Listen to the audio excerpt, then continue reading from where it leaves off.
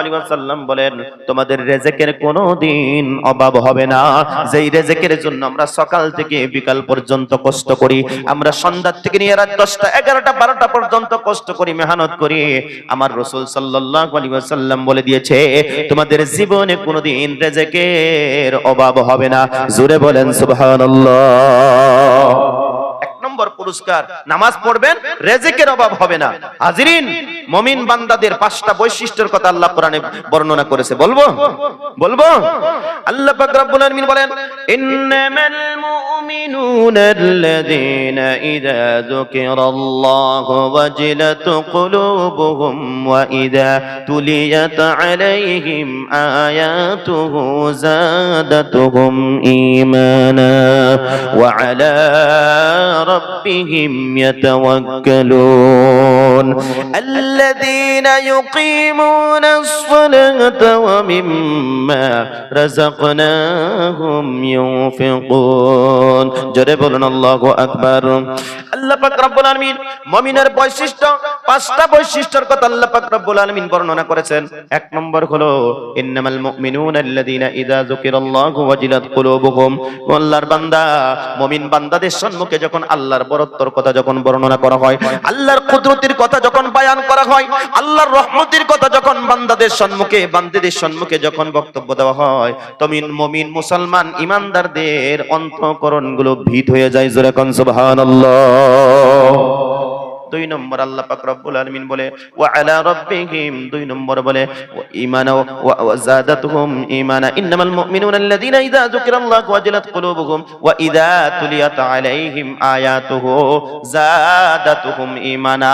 আল্লাহর কোরআন শরীফের আয়াত শুনলে, আল্লাহর কোরআন শুনলে ঈমানদারদের ঈমানগুলো বাড়তে থাকে। জোরে কোন সুবহানাল্লাহ।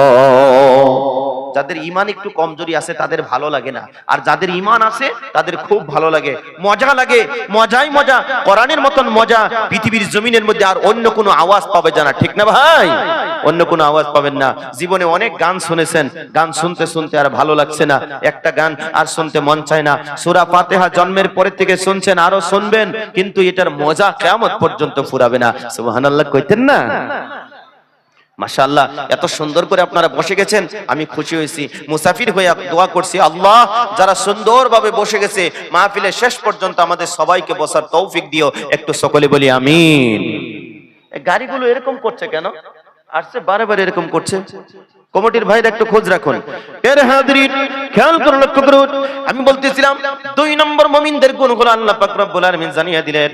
মুমিন বান্দা যখন কোরআন শুনবে, আল্লাহর বান্দা তাদের ঈমান বেড়ে যাবে। 3 নম্বর হলো ওয়ালা রাব্বিহিম ইয়াতাওয়াক্কালুন, মুমিন বান্দাগুলো আল্লাহর উপরে ভরসা করে, আল্লাহর উপরে তাওয়াক্কাল করে।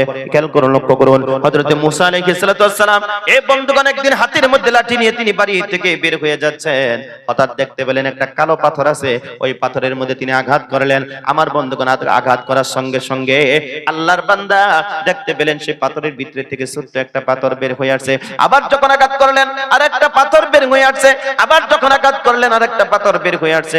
আমার বন্ধুগণ যখন ওই ছোট্ট পাথরটার মধ্যে যখন আবার লাঠি দিয়ে যখন আঘাত করলেন, ছোট্ট একটা পোকা ওই পাথরের ভিতরে থেকে বের হয়ে আসছে। আবার পোকার মুখের মধ্যে খাবারের আল্লাহ রাব্বুল আলামিন খাবারের ব্যবস্থাও করে রেখে দিয়েছে। জোরে কোন সুবহানাল্লাহ।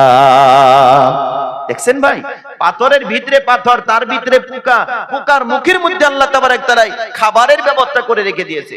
আল্লাহ রাব্বুল আলামিন কোরআনুল কারীমের ভিতরে জানিয়ে দিয়েছেন ওয়া মা মিন দাব্বাতিন ফিল আরদি ইল্লা আলাল্লাহি রিজকুহা।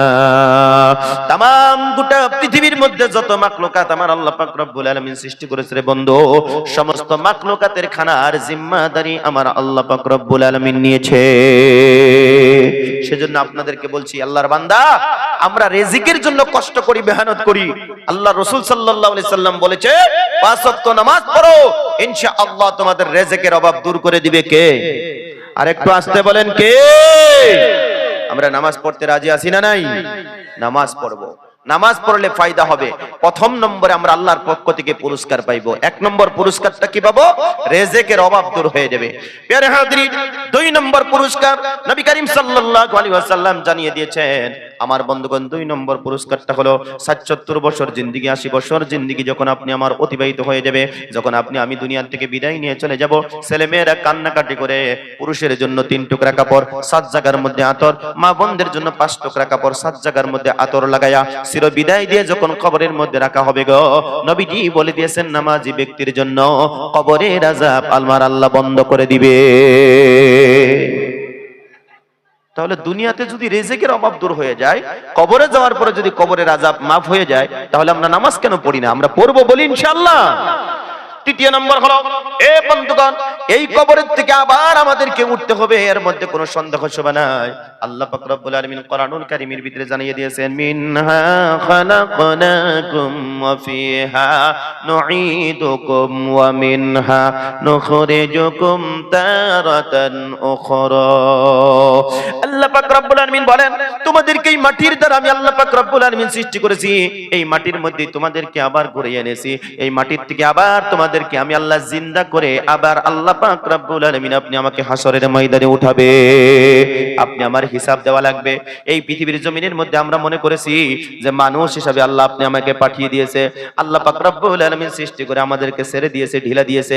আল্লাহ রাব্বুল আলামিন বলেন, ইন্নামা নুমলি লাহুম লিয়াসদাদু ইসমা ওয়া লাহুম আযাবুম মুহিন। আল্লাহ বলে, বান্দারে তোমাদেরকে সৃষ্টি করেছি, ছেড়ে দিয়েছি, ঢিলা দিয়েছি। আল্লাহর বান্দা, আমরা যখন গুড্ডি বানাই, আকাশের মধ্যে উড়াইয়া দেই, তখন গুড্ডি তার স্বাধীন মতন আকাশের মধ্যে উড়তে থাকে। কথা কোন ঠিক না বেঠে? গুড্ডি চিনেন না ভাই আপনারা? গুড্ডি চিনেন না হুজুর? ঘড়ি, আচ্ছা ঘড়ি, এটা ঘড়িটা এই সাপা ঘড়ি আছে একটা, আছে না? সাপা আছে একটা, চিলা আছে একটা, চং আছে একটা।